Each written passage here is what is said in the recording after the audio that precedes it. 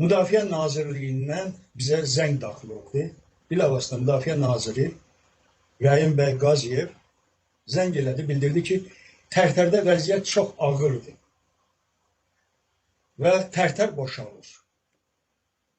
Bizə təcili kömək lazımdır. Biz də o vaxtı əslən Talış olan, Madodan, Mahmudağar kəndindən əsli olan Vahid Musayev də mənim yanımdaydı. Və Vahid Musayevlə birlikdə Rus ordusunun, Sovet ordusunun daha doğrusu 60-cı diviziyasının təhvil təslimi ilə məşğul edib. Və ikimiz bir yerdə generalla məsləhətləşdik.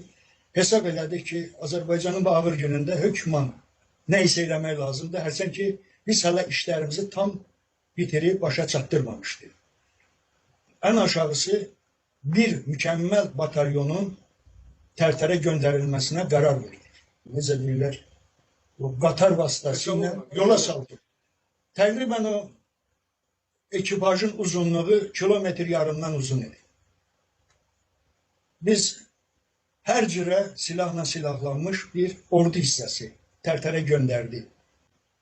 Həmin gün bilavasitə təəccüb içində qalan həmin rəsmi şəxslər, rəsmi hökumət nümayəndələri sevinmək əvəzinə ürəklərində qara qanlar axmağa başladı ki, Talışların çox güclü ordu hissələri var.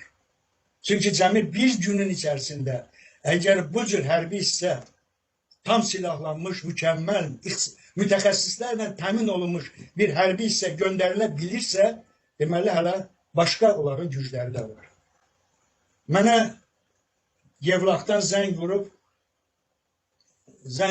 bu haqda məlumat verən rəhmətli şəhid Fəxrəddin Həbibov, sonra digərləri məlumat verəndə mən rəhmətli Vahid Musayevə bildirdim ki, bu bizim bu cür qarşılanma və onların öz aralarında gedən söhbətlərin bəzi nüansları mənə çatdırılmışdı. Bildirdim ki, bunun axırı heç də yaxşı qurtarmayacaq bizim üçün.